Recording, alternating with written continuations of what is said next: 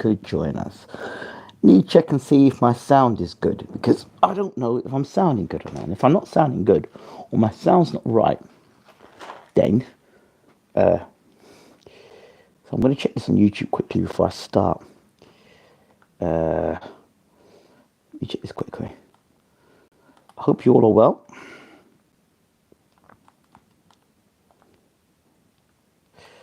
And I just want to see if how my sound is. Let me just go across here.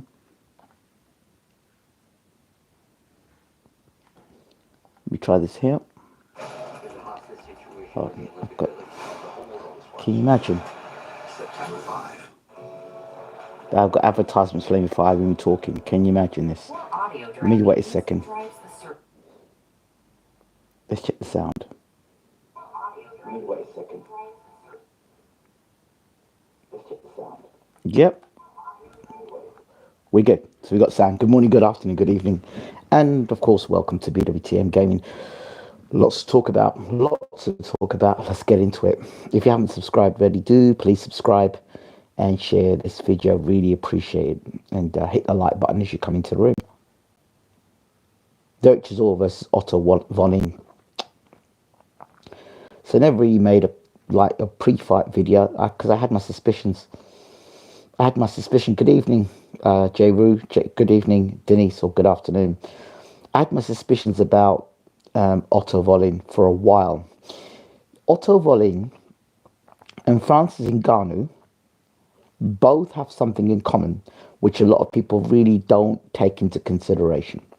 When Tyson Fury fought Otto Wallin, and when Tyson Fury fought Francis Ngannou, they were both fights where he was going into the unknown. We didn't know how good Otto Wallin was, and we certainly didn't know how good Ngannou was as a boxer. So, in both of those fights, we found out that Otto Wallin was better than advertised against Tyson Fury. But was that because Tyson Fury underestimated Otto Wallin? That's the first thing. And B, did Tyson Fury intimidate Otto Wallin? I didn't think so. Tyson Fury is he's a good boxer, but I would never call him intimidating.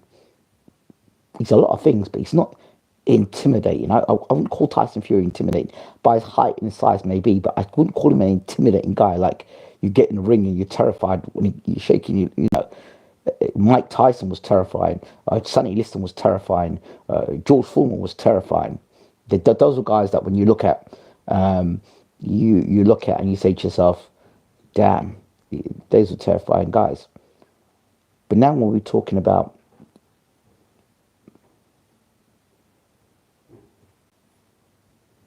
this fight, we're talking about Derek Chisora. We're talking about a guy in Chisora, in Otto Wallin, that was an unknown quantity. Joshua studied Otto Wallin well, and they knew about Wallin's psyche. So he was able to bully and intimidate him. And that's why you saw what happened in that fight. And what Chisora did in the process was the same. Chisora did exactly the same thing.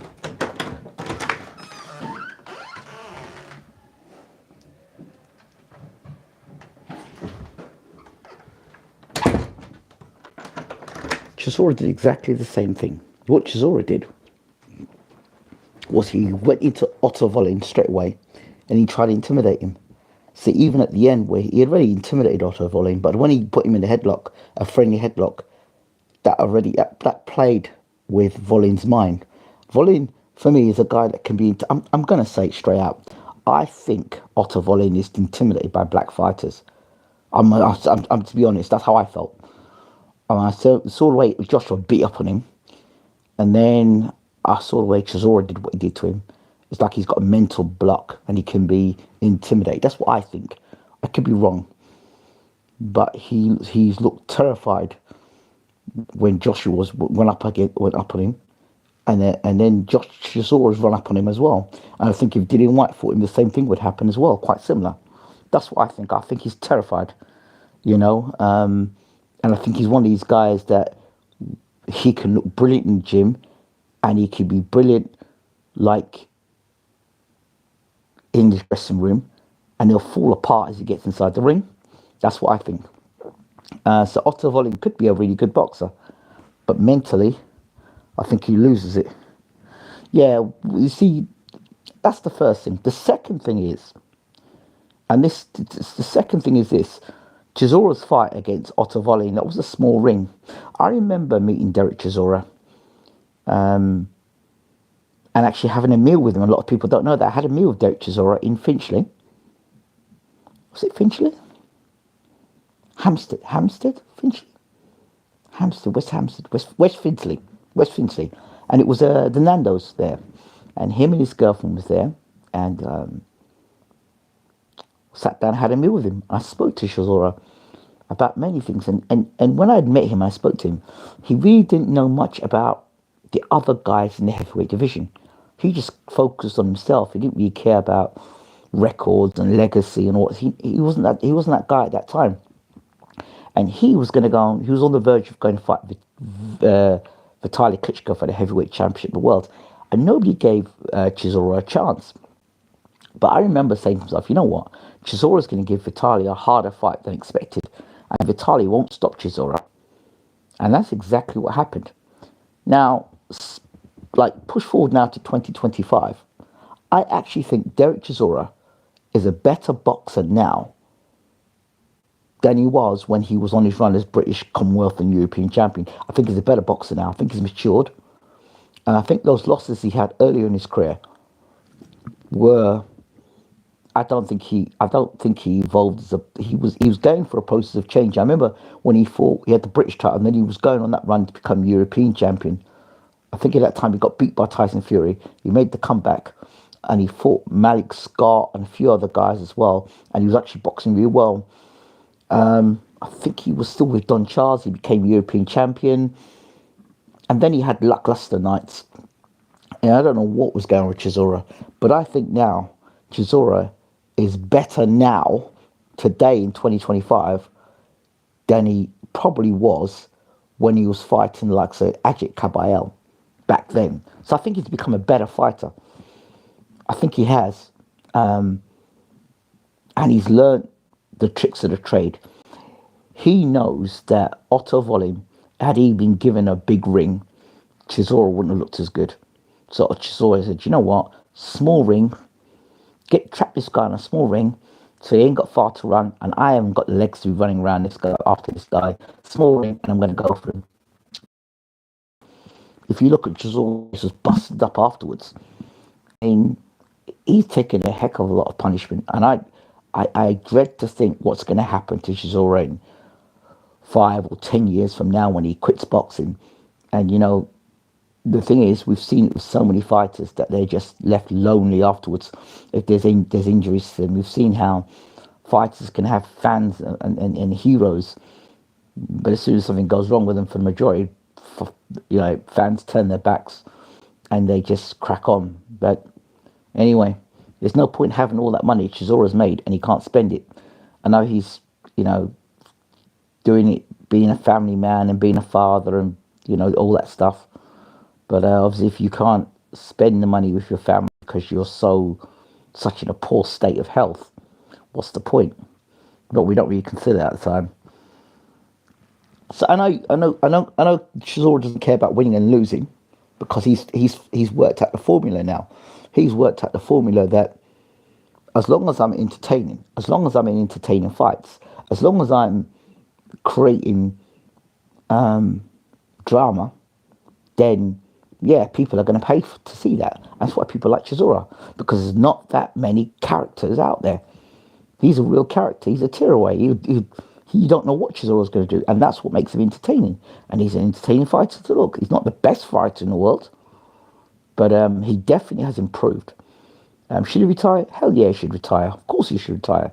But I think that Chisora, again, I think he's improved. Who would have thought at any point in time that Chisora would have come out for boxing southpaw?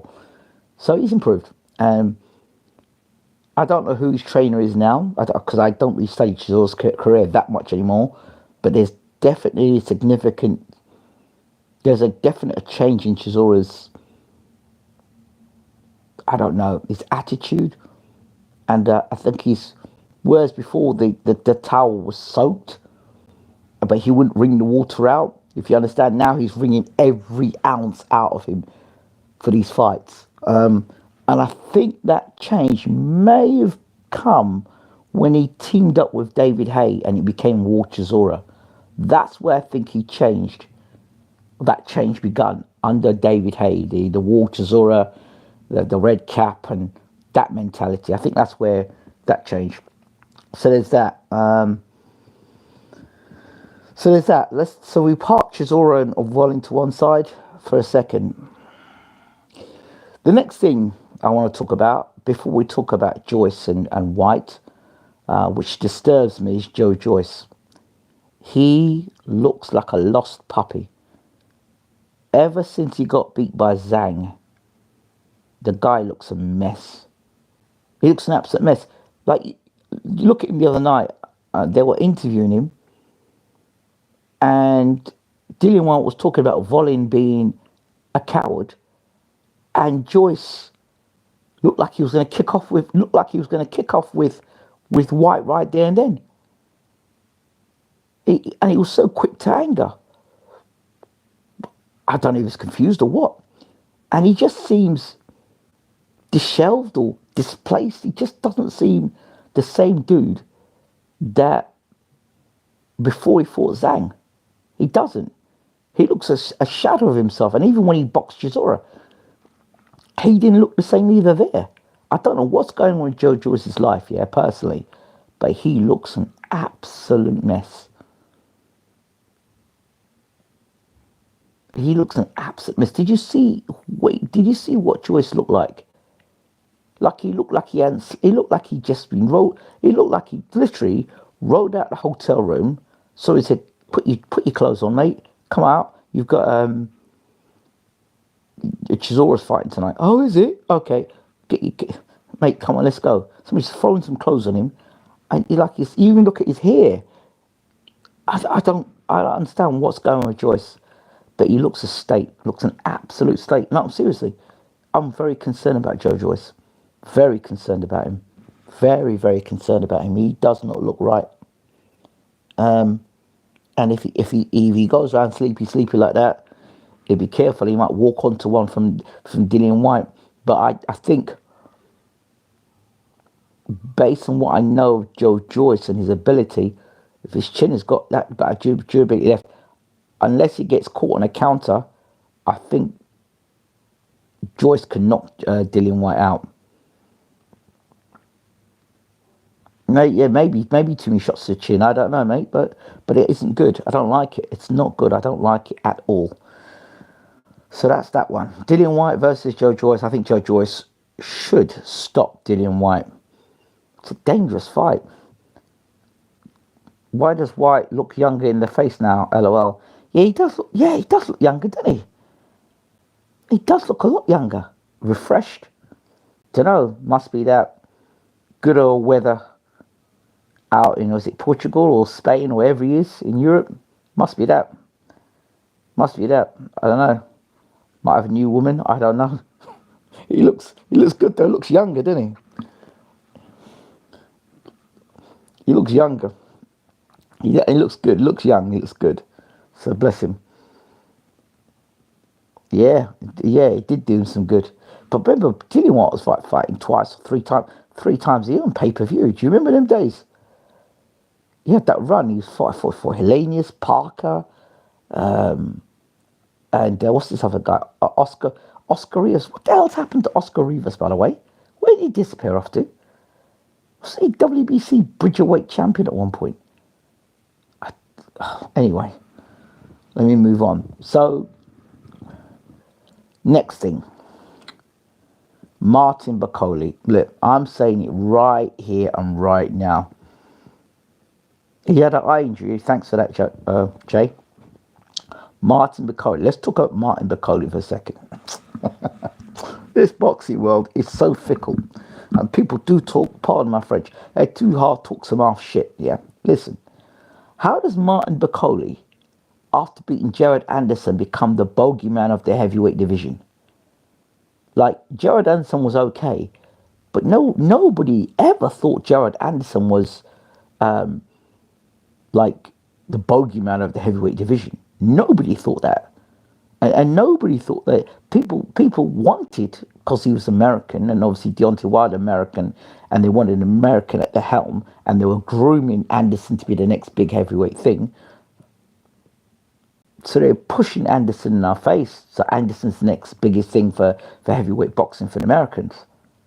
But come on. This is a guy. No disrespect to Martin Bukayo. This is a guy that got his ass handed to him by Michael Hunter, well and truly. And when Michael Hunter started rat-a-tatting on his chin, yeah, and putting combination together, he was like, I don't want to be here. He started making excuses until Bukayo got stopped by Hunter. And his style has not changed. So I want to know how Martin Bukayo moves from being that guy who got beat up by Michael Hunter to being suddenly the bogeyman of the heavyweight division. It's only because Anderson boxer. I thought Anderson would beat Bukayo because of hand speed, and the fact that Bukayo boxes with his chin, like his chin in the air, and he stops punches like a goalkeeper.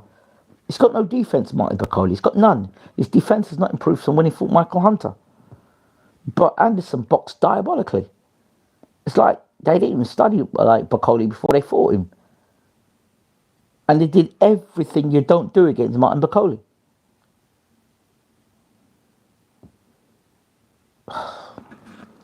But suddenly this guy is the bogeyman of the heavyweight division. Right? I want to know what makes Martin Bukayo the bogeyman division. It was like when they used to call Mike Tyson the baddest man on the planet. Like, who did he beat to become the baddest man on the planet? Pinklon Thomas, Trevor Berbick, Bonecrusher Smith? Like, when Ali beat Liston, you could say he was the baddest man on the planet because Liston was a bad man. When Ali beat Foreman was unbeaten, knocking everyone out, lifted Joe Freitas off his feet, beat up Kenny Norton. You know what I mean? Foreman was like formidable, invincible, they were calling him at one point. And Ali beat him. Now, you call Ali the baddest man on the planet, that's understandable. He beat George Foreman. He beat Sonny Liston. Martin Bukayo beats Jared Anderson, and he becomes the bogeyman of the division. And the guy that nobody wants to fight.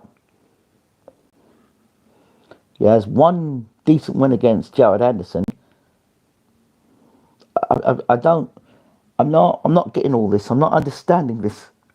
Nah, Bukayo says he's the new Foreman. This is what I'm saying.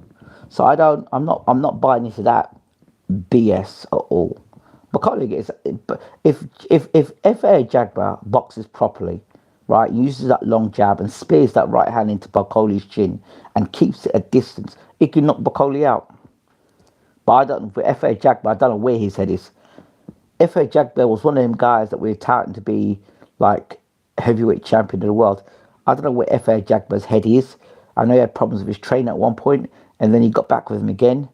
And then he fought that guy, that Joe Joyce, that he got dropped by this guy, and Joe Joyce beat him up in 5 rounds. But that guy was a decent heavyweight. I can't remember what the guy's name is again. But he dropped to Jagba. Yeah, but he should beat Jagba should beat Martin Bukayo. I'm sorry. He should beat Martin Bukayo. He's tall, he's long, he's got power himself. And if you can get behind the jab and just use the jab and just open up, man, he should beat Bukayo.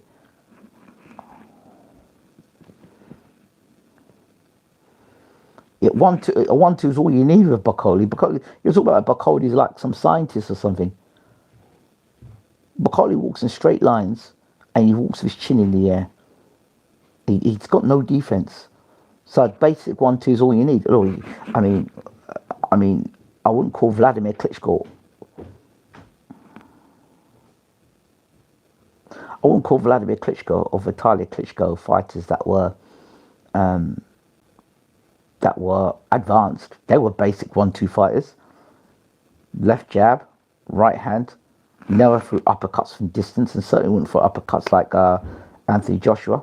Jab, right hand, rarely threw the left hook unless they knew it was going to hit. So Ajagba's no more basic than the difference is the quality of basic. But the Klitschko's were very basic as well. Their 3-punch combination, 1, 2, 3. That's it. Maybe a double jab and a right hand. That was it. Nothing else. Nothing more. I don't think Ajagba's chin will hold up with Bakole. But I don't think Bakole's got the greatest of chins either. Bakole was getting beat up by Michael Hunter and getting rocked by Michael Hunter. And so he was getting lit up every time Michael Hunter hit him. You know, and if Jared Anderson had actually boxed properly and actually hit Bakole with something hard early, Bakole wouldn't be walking up on him like that. We'll see. Let's see what Ajagba does. If Ajagba comes out like he boxes with this kind of languid style and very, do I want to be here? Don't I want to be here? If he comes out of that style, then he deserves to get knocked right through the ropes. But if Ajagba comes with a let's have it mentality, then I think he can beat Bakole. Well, it just depends on what Ajagba turns up. Because Bakole is going to be the same regardless. Showed him stupid pitter-patter punches. I think Jared was scared of Bakole eating up the face-off. Yeah, maybe so. Inexperience, I think, beat Jared Anderson as well. I think it was a bad matchup anyway. The next bit of that's BS with the bogeyman rubbish. The next thing, and Bakole, the next thing that I think is the biggest load of tripe is Moses Atalma is the future of the heavyweight division. Well, listen. He fought a guy called Dempsey, yeah? Nobody, Dempsey's no killer. Let's get something categorically clear here. Dempsey is no killer, right? Dempsey turns up to get beat up. That's what it is. He did well against what? Josie Parker did well against or whatever? Not Josie Parker. What's his name? Oh, I can see him now. Oh, I can see the guy's face now. The guy that Dubois beat up. Another guy that was overrated in my opinion. Oh, I forgot the guy. I can see his face. I can see his face now. Herkovich. That's it. He did well against Herkovich, who I always thought Herkovich was overrated anyway. So Itama slipped, made him miss, cracked him and knocked him over. Well done. That's what he's meant to do.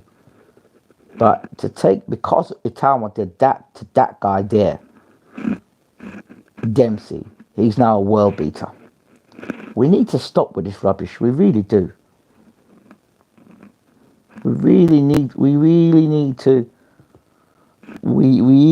to just hold our horses in terms of the development of it. He could be a very good fighter. I'm not saying he couldn't be a very good fighter, but there's certain degrees and tests you need to see.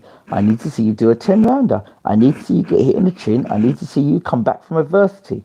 I need to see you fight with a guy that when you throw your best punches, he can take it and he'll give it back to you. I need to see these things. I'm not putting you as the future of the heavyweight. How many futures of the heavyweight divisions have we seen come and go? Robert Helenius, David Price. Can we keep going of guys who are going to be the future of the heavyweight division? Good evening. How many of these guys have we heard are going to be the future of the heavyweight division? Like, when you say these things, I said, most of these people that say this rubbish, I swear, either people that have not watched boxing, have not learnt the lesson, or are just regurgitating what a promoter's saying. How is Moses Atalma the future of the heavyweight division? He's young, yes. And because he's young, and that he wants to beat Mike Tyson's record, but it's a different universe. When Mike Tyson was trying to be the youngest heavyweight champion in the world, he first of all had Customado as his trainer, not Ben Davidson. That's the first thing. The second thing was that they basically were fighting 6, 7, 8 times a year.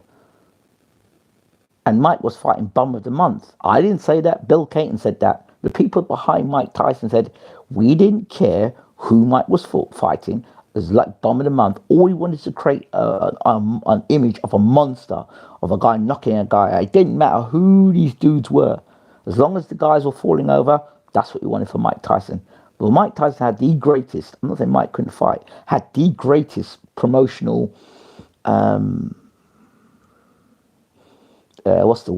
push. Because he could, of course Mike could fight, but he was putting against guys who just hapless and looked devastating, knocking all the guys out he was knocking out.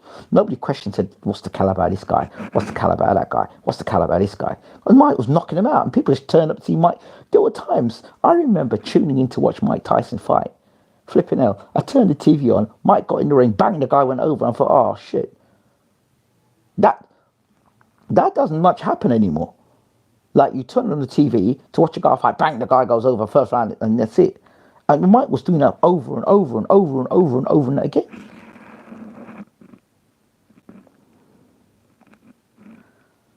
Oh, yeah, the list goes on and on of people who are the future of the heavyweight division.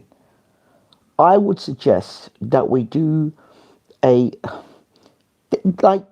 back in the day, Gary Mason was my guy. I love Gary Mason. He was my favourite heavyweight, right, going through the ranks. So what you do, he was British champion, and before he fought Lennox Lewis, there was like, before he won the British titles, like win the British title, like Commonwealth European, you want to do that.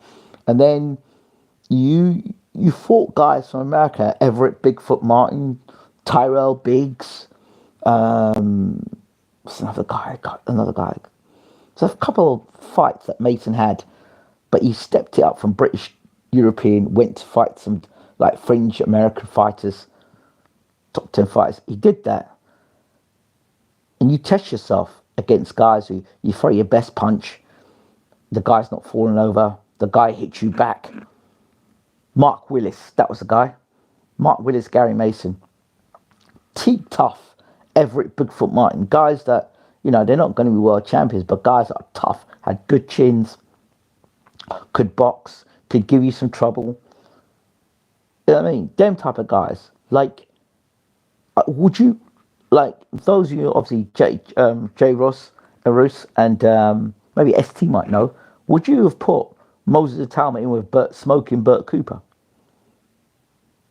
Smoking Burt Cooper, he lost a lot of fights. He almost knocked Evander Holyfield out. He almost knocked up Michael Moorer as well. Smoking Burt Cooper was like a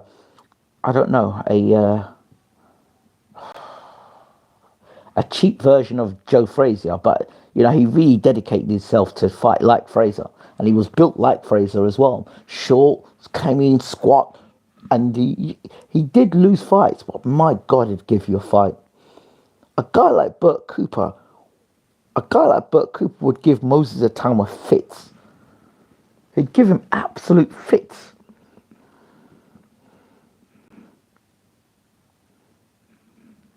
Last fight they had, Moses listed 6'6", LOL. Absolutely not. Moses' chin would get cracked. That's what I'm saying to you. And then you got guys like Charles Martin saying, "Yeah, I'll fight him." For what? Why do we want to see Moses Atalma fight Charles Martin? What does that tell us? We know that Charles Martin can be bought. That fight don't make no sense to me. Moses Atalma should be fighting guys like, if you're going to fight guys like Nathan Gorman and who else? Guys will put up a bit of resistance, but even that dude that just fought Jay Pataya, Jack Massey, guys like that. Let him fight dudes like that. Let him build like what they did with Mike Tyson. Let him build himself, knocking guys out, right? And slowly, but step him up slowly. Rushing him in to fight a guy. We never learn our lesson. Well, not us, but we rush him in against fighting guys. Yeah. Get him to fight. Got him to fight Usyk. What? There was somebody, what idiot it was, that said that Moses Atalma should fight Usyk tomorrow. I'm like, what? Why? So for you to say, oh, he was a hype job. Now, why would you do that? This country, this England, yeah, We love to see, we love failure. We love failure. We don't like success. We love failure.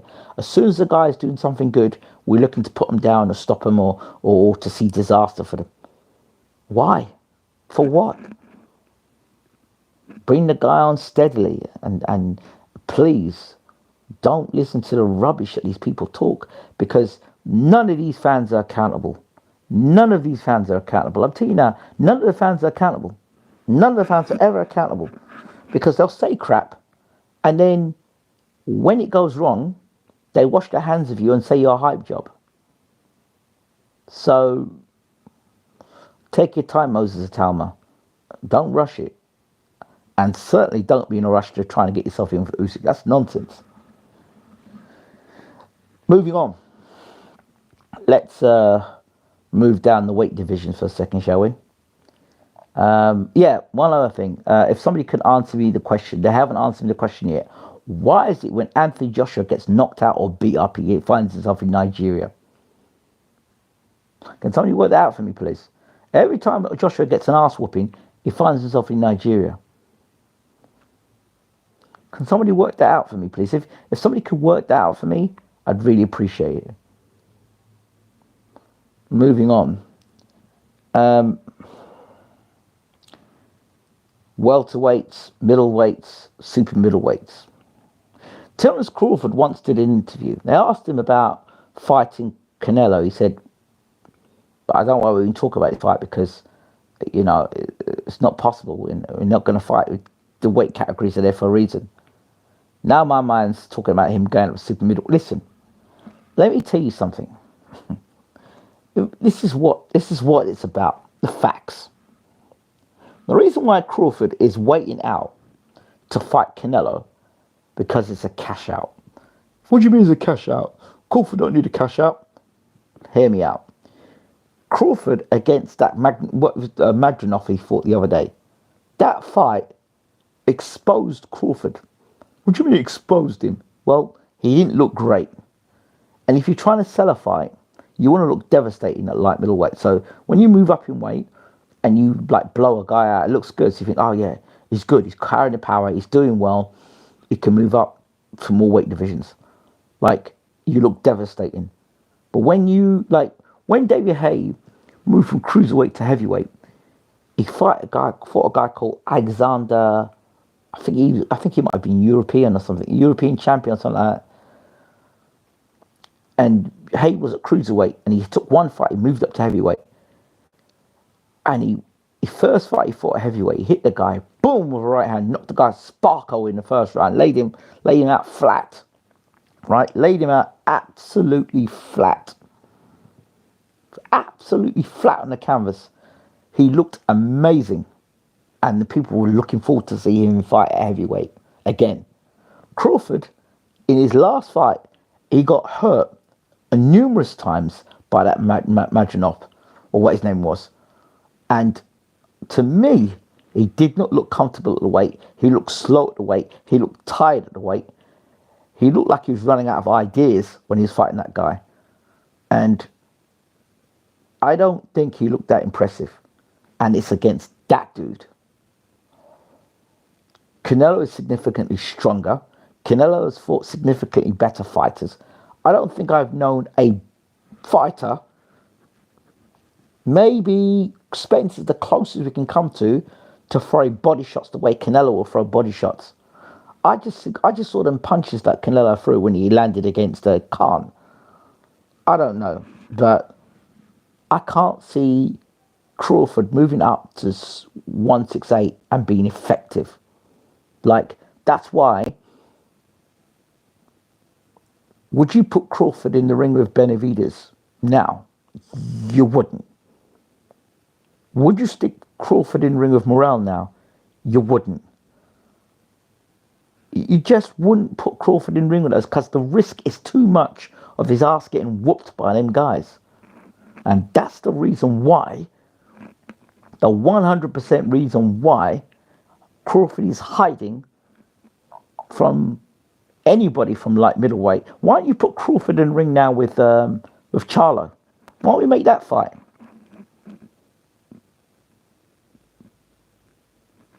Why didn't we make that fight?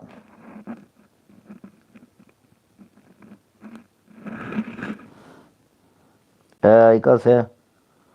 If Usyk can beat all those big guys, why can't Terence? Usyk looked bad against Chisora, but then took over the division. Well, okay. Well, here's my response to you on that. There's a difference. The Usyk fight, you may not know this. The Usyk fight, Usyk was set up for that fight.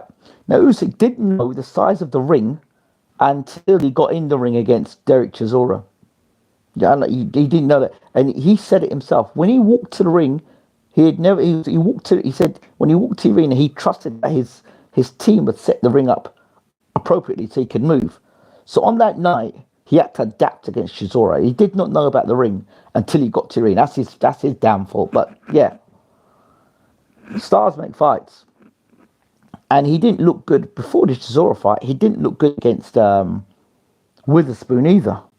But also, coming into those two fights, Usyk was still tampering or trying to work out his weight, whether he was going to fight a little heavier or a little lighter. Then by the time he got around to fighting Joshua, he got all that worked out.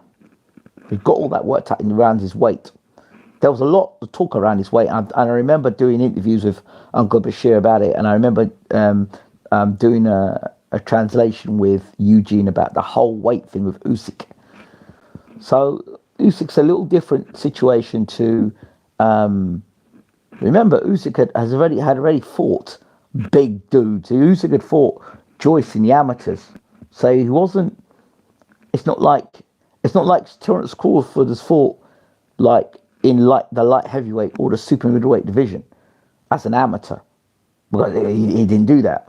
So it's a totally different situation you're talking about there. So I don't see it. I don't see it all.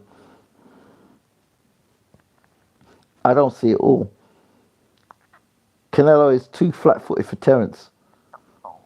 Yeah, but are you going to tell me that Terence is going to retain that same speed from light middleweight to super middleweight?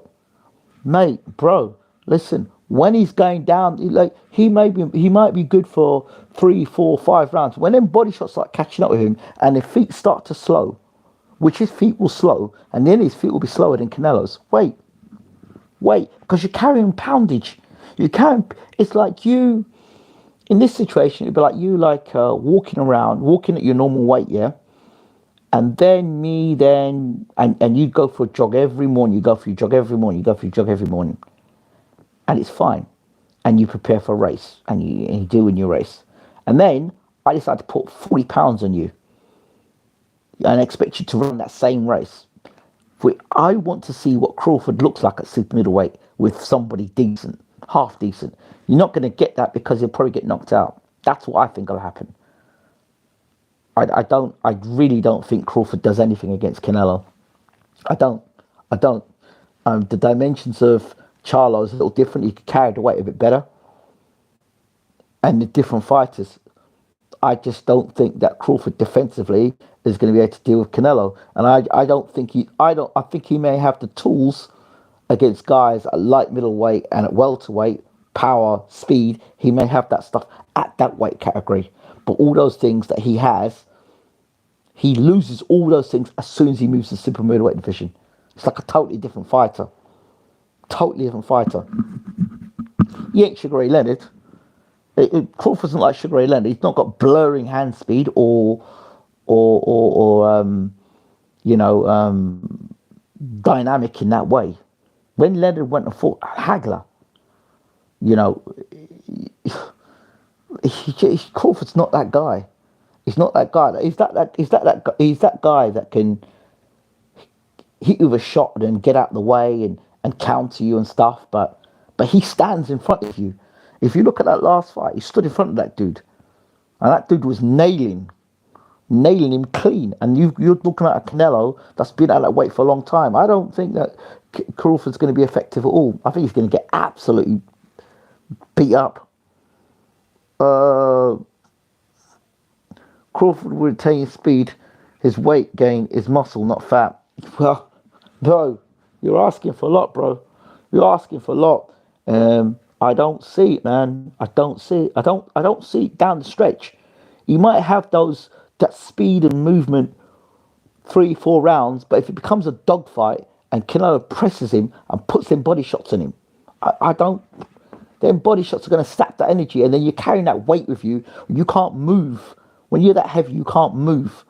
You might be able to move against an injured Spence or an inexperienced Madronov. It's fine there. You can't do it against Canelo, man. You just can't.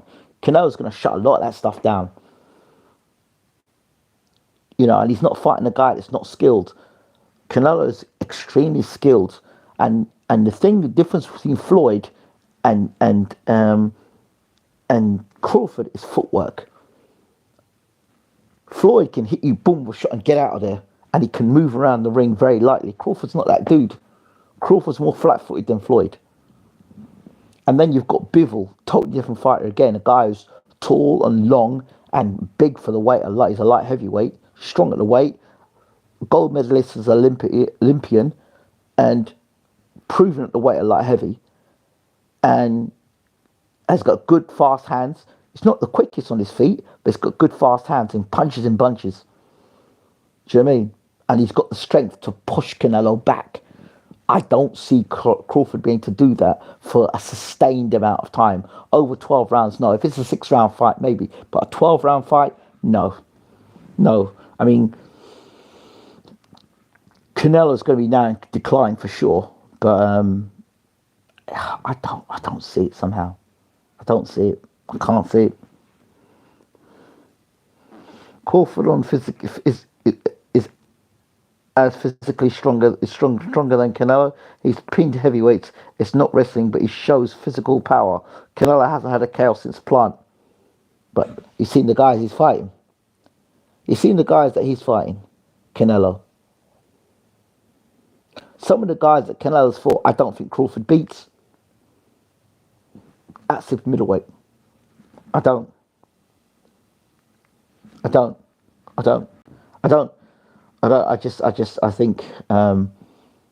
think the poundage is going to be too much for Crawford. I think he's going to get anything between 6 to 9 rounds. I think any time from 6 rounds onwards, because that weight, and you're doing it against an elite fighter. You're not doing it against, so you can fiddle your way around out of it. You can't. And he may not have got a KO, but he'll get a KO against Crawford.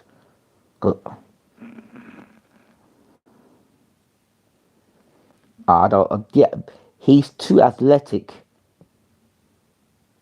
He's too athletic. If the fight was made light middleweight, maybe middleweight, super middleweight, Canelo's going to come in like a cruiserweight. And yeah, he may have been pinning heavyweights, but what the quality of those heavyweights? I can't see it, bro. He might have had a KO since Plant, but I don't know. I think Canelo's going to be in a different mindset when he comes in against Crawford. I really do think so.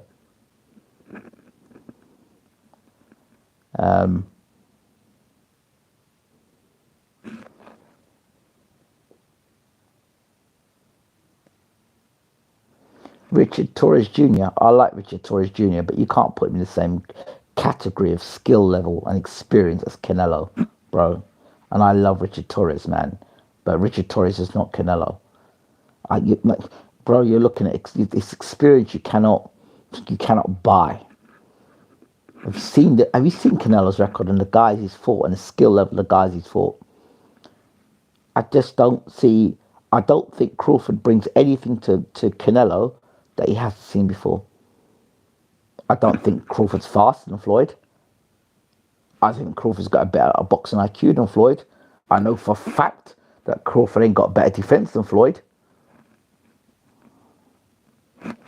I don't see that. I don't see it. And Terence hasn't learnt to lose. Canelo has tasted a couple of L's. Yeah, all the stuff you're talking about, Terence Crawford, mate. All the stuff you're talking about Terence Crawford at the moment are stuff that he's established as a welterweight or light, and what he barely has established at a light middleweight, right? That's what we're talking Terence Crawford from, right?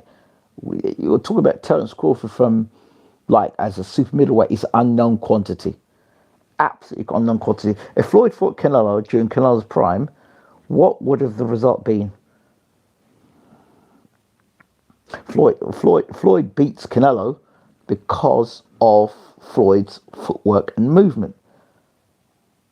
And Floyd is a far more dynamic mover than Crawford is. You can't compare the two guys.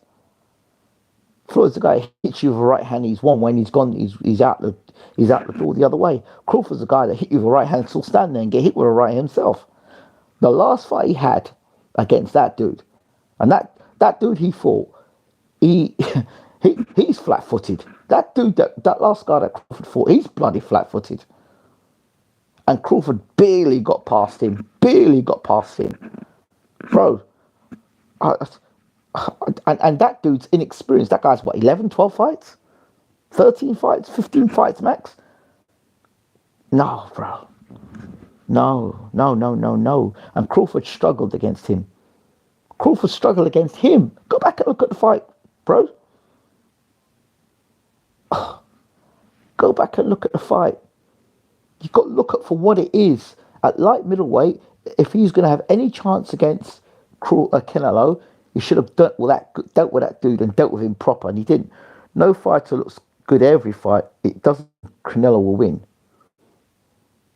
No, but I'm putting together. I'm saying he has done nothing at super middleweight. Nothing. Every accolade you give Crawford is what he's done as a lightweight, a welterweight, and a light middleweight. Right? I remember watching Crawford. I was one of the first guys to actually get 2 interviews with Crawford and talk to him at length. Crawford's a student of the game and he's a historian. But to go up to super middleweight without testing yourself, and you're going to go in there against Canelo, and your last fight was against a guy who is in the mold of Canelo in terms of the flat-footedness and he can't. But that guy reminds me more of Gennady Golovkin. The way he fights is more like Gennady Golovkin. No fighter looks good every fight. I agree with you, but defensively, Crawford was getting hit with more shots in that fight than any other fight he's been in for me, apart from when he fought Gamboa. And then even fought the, what's this guy? The guy that knocked him down, but he didn't score it as a knockdown. The big puncher. Oh, I can't remember his name again. I just don't think. I think Crawford may have some fortune early on. If he cannot hurt Canelo, and that will be the key thing. The first round will be the key. I'll tell you a fight I remind. Canelo has slowed down a lot of his output. Yeah, he's not going to need that much though. I'll tell you a fight this reminds me of, right? I want you to go and watch when Roy Jones moved up to heavyweight, but Roy Jones already fought live. When he moved up to heavyweight, he fought John Ruiz. John Ruiz was flat-footed, and Roy had the speed and movement, and he moved up to fight John Ruiz. I'm going to go back and watch that fight again. But in the first round, we found out where that fight was going. In the first round, Ruiz came forward, clumsy Ruiz. He came forward, and he tried to stick it on Roy. And he stunned Roy in the corner, and Roy came out, and he hit him with a right hand, and he stunned Ruiz. He buckled Ruiz's legs in the last 30 seconds or minute of the round. And you could see where the fight was going to go with that, because Roy had speed and he had power. And had power to hurt Ruiz. And in fact, he hurt Ruiz straight away, took away Ruiz's biggest attribute, which is size. If Crawford cannot hurt Canelo in the first 2 to 3 rounds of that fight, forget it. He's got to hurt him early, because if he can't hurt Canelo,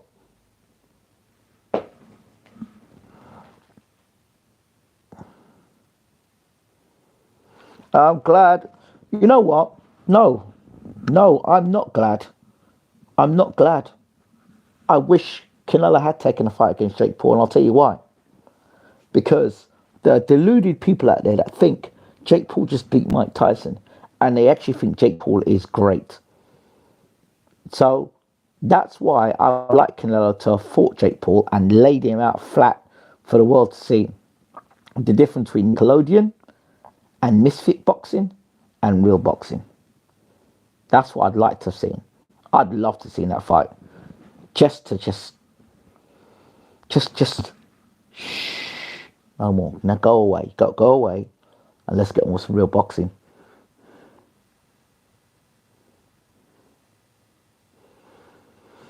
Canelo would have absolutely done Jake in. It's probably a good thing he didn't. Jake's health would have been in severe threat. No. Why do we care? He's getting paid a lot of money. And he keeps talking about in 3 years he's going to fight Canelo. In 3 years he's going to fight Canelo. He should have fought Canelo. I would have, if I were Canelo, I would have fought him. I'd have made that money. I'd have taken that fight. I would have taken that fight. I would have taken that fight and made all the money from it. And then I would have absolutely gone to town on Jake Paul. And then I would send a message out to the world saying, if you're going to box, come and box properly. That's what I would have done. So that answers both things. So I hope Crawford does well, and it would be great for Crawford to be a two-time undisputed. Was it two-time undisputed? It'd be great for him to be three-time undisputed. It would be three-time undisputed. Yeah, it'd be great for him to be three-time undisputed. But that's why the Scully fight. I think Scully's got a version of the world title, so I think Canelo wants to get that title to become undisputed again, and then he wants to fight William Scully, I think the guy's name is. He wants to fight William Scully, and after he beats Scully, then he wants to fight Crawford.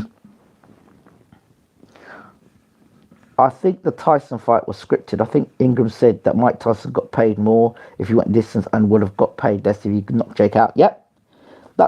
The reason why he was holding his glove and he's biting his glove like that was to stop Mike throwing. You see what glove he was holding, Adrian? Stopping him throwing the right hand, because instinctively you're taught to protect yourself at all times, and Mike would have been taught for years: slip under the jab, bring the right hand over, slip over, bring the right hand over, and you've been taught that for years and years and years and years, and it's instinctive. You just want to punch this guy in his mouth. You want to punch him in his mouth, and you know you can't do it, because if you do it, you lose all your money. You lose all your money. So why would you do that? So bite your glove, huh? So I don't throw punches, because Mike wanted to land one in him. Let me tell you something. If Mike Tyson had dropped or knocked Jake Paul out, imagine if Mike was able to fight the way he wanted to fight, and was able to throw the punches he wanted to throw. I said this in a previous video. If Mike had gone and knocked out Jake Paul in a round, or 2 rounds, it wouldn't have been great, would it? Mike slapped Jake so fast and moved the day before. All of a sudden, the fight night, he couldn't. Well, it wasn't. Not that he couldn't move. In the first round, Mike hits. This is how scripted the fight is. Go back and watch the fight yourself. Mike hits Paul with a jab. Yeah, rocks Paul against the ropes, and then Paul does this. Do you know why he does that? That's basic. Says, Mike, you're messing up the money here. Mike, don't go in so hard. That's what that meant. That was cold. It's cold. Mike, what are you doing? Mike, what are you doing? Mike, what are you doing? You're messing up this fight. And you payday. Thomas commentator said he was biting his glove because that's what he does in every fight. Looks like they were lying. Of course they were damn well lying. The commentators knew, but we're working for Netflix, so everyone's getting paid. Mike's getting paid, Jake's getting paid, Netflix are making a lot of money, all in on the script. Wasn't there a fight with Jake Paul fighting his brother? Wasn't that meant to be the next fight?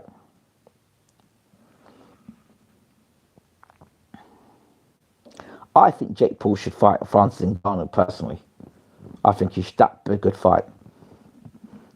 Mike's like pulling his punches. That's why Mike looked conflicted walking to the ring. Yeah, yeah, of course, absolutely. Oh, by the way, if you haven't already checked out my playlist, check out Undisputed. My Deontay Wilder career's not doing great. My Conor Ben career started off okay, and then I got a head injury in the last week and lead up to the fight, and I got chinned in a round, literally, from being able to take a punch, not being unable to take a punch. That game has got some serious issues with it. No, they lied.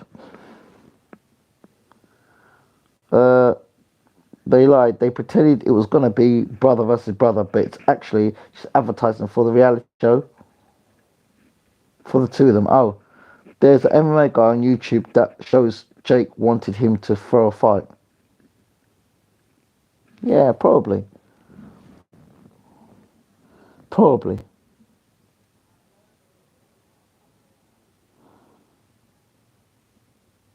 I actually think this is a bit off topic, but I actually think there are a few fighters that can be lured back into the ring. Carl Froch being one of them. I think Froch may fight again. I think Bellew might fight again. I think David Haye might fight again.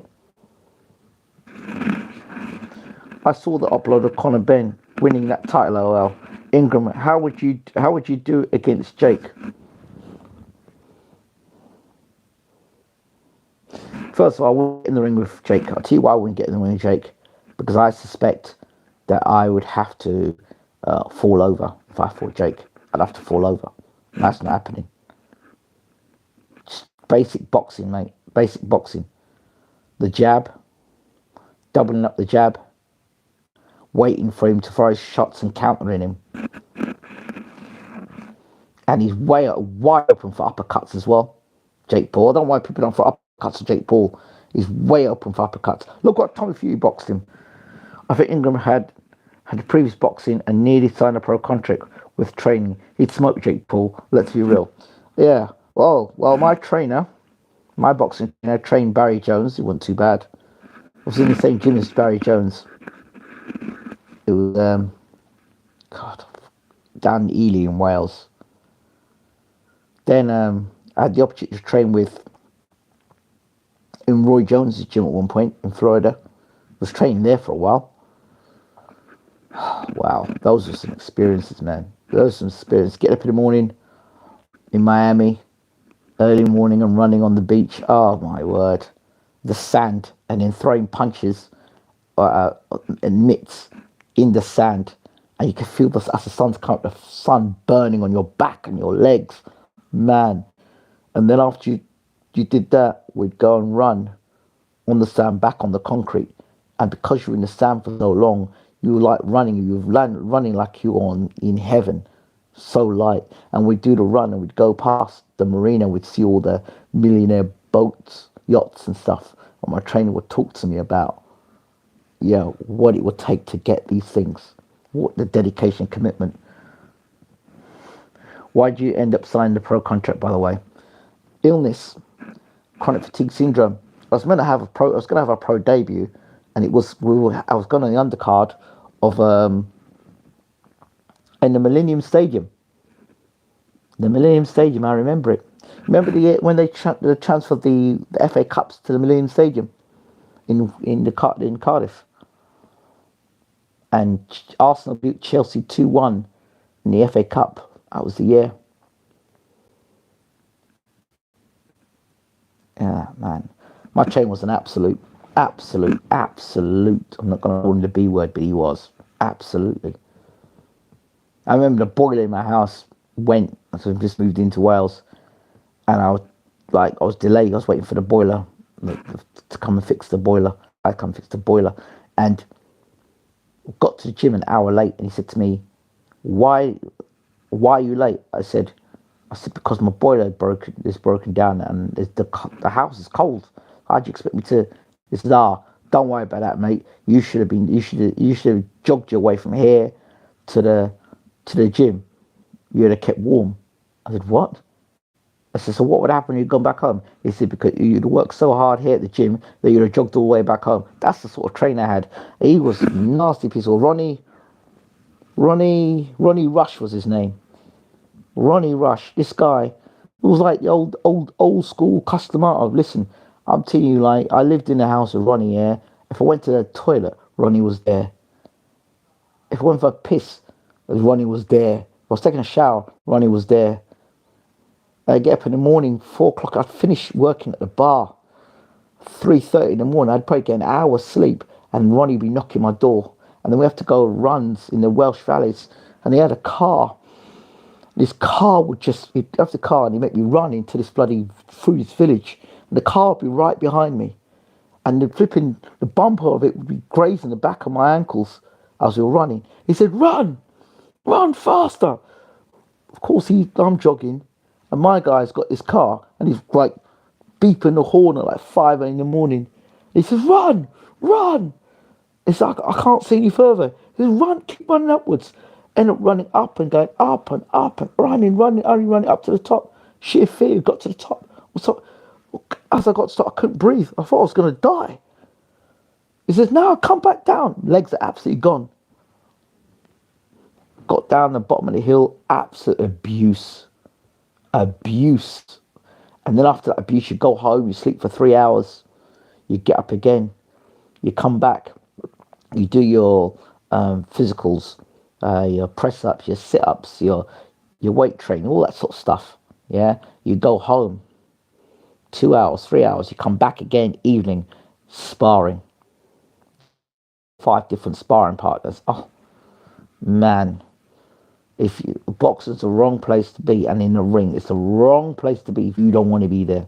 And if you've got an absolute bee of a trainer, I remember Barry used to say to me how harsh he was to me. Well. You ever going to visit America? I was married for many years to an American. I know you don't know that. I was married to an American for many years. 10 years I was married to an American. She was from Chicago, so I got to see a lot of that Chicago. Sounds like a no-nonsense trainer. It was beyond no-nonsense. No compassion whatsoever. I remember the last week I remember being with that trainer, with contract. I remember he came to me and he said, I want you to hit the bag.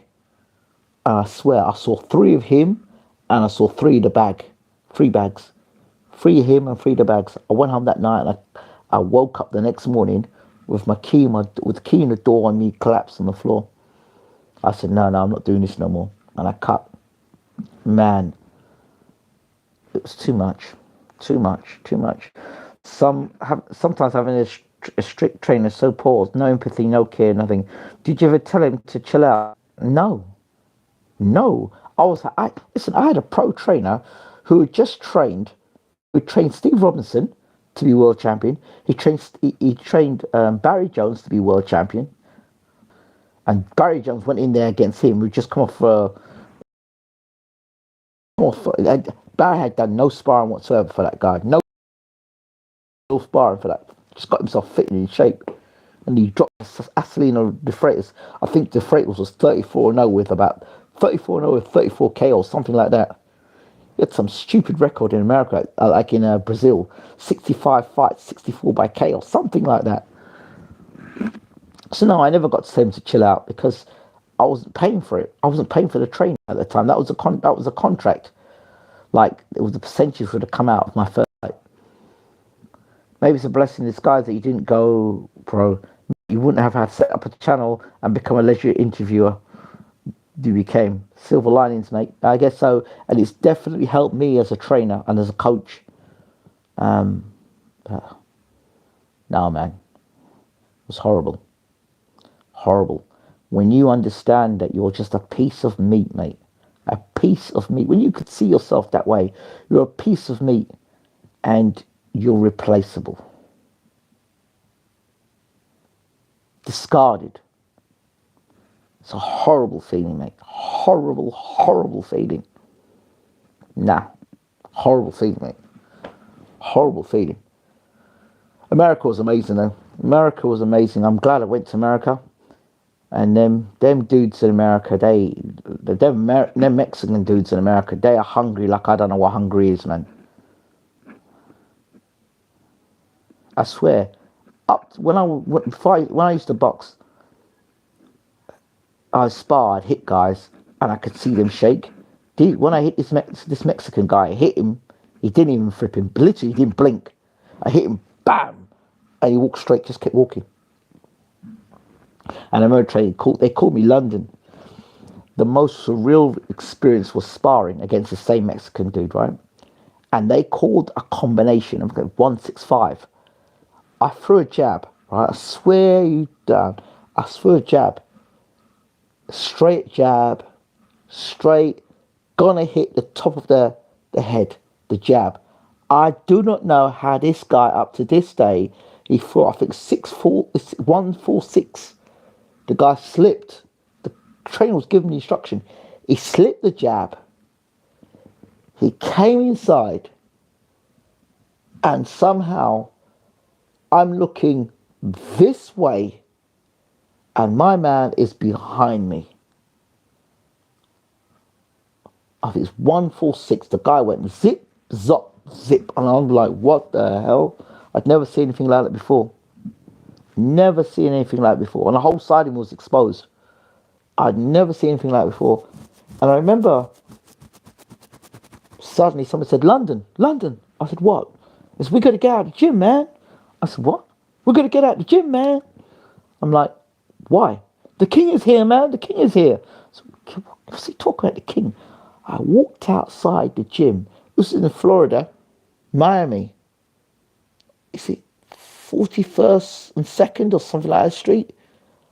That was the same gym that Bailey trained in. Randall Bailey trained that gym. And I remember the shutters, they go up like this, and you open the shutter up and walk through, and it was Don King. His limousine, my God. It had the American flags on the front of the car. Don King was there, and all his handlers and bodyguards and stuff. My gosh, I haven't seen a people move so fast. All the gym cleaned out within 5 minutes. They all cleaned out the gym. Don King.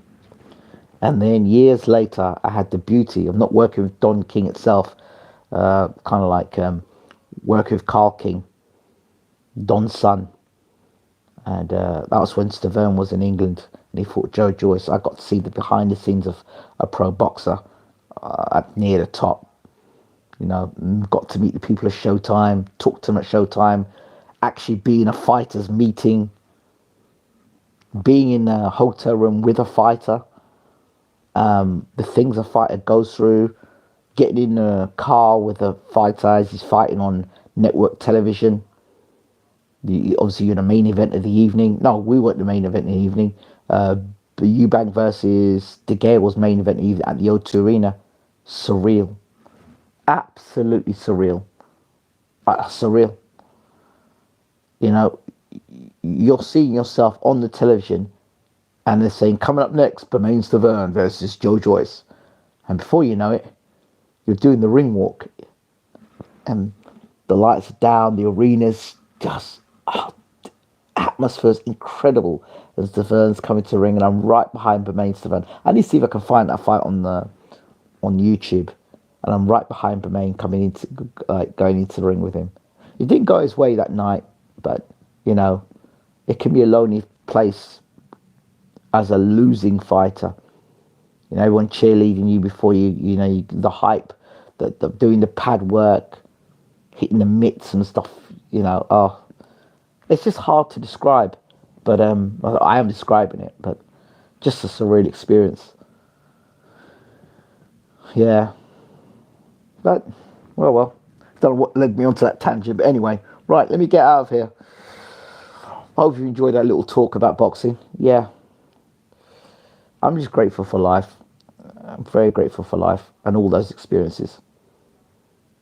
To be fair to Ronnie, I did come at the wrong time. When I arrived to Ronnie, the day I arrived to Ronnie's house, his wife was in hospital. He lost his wife the week later.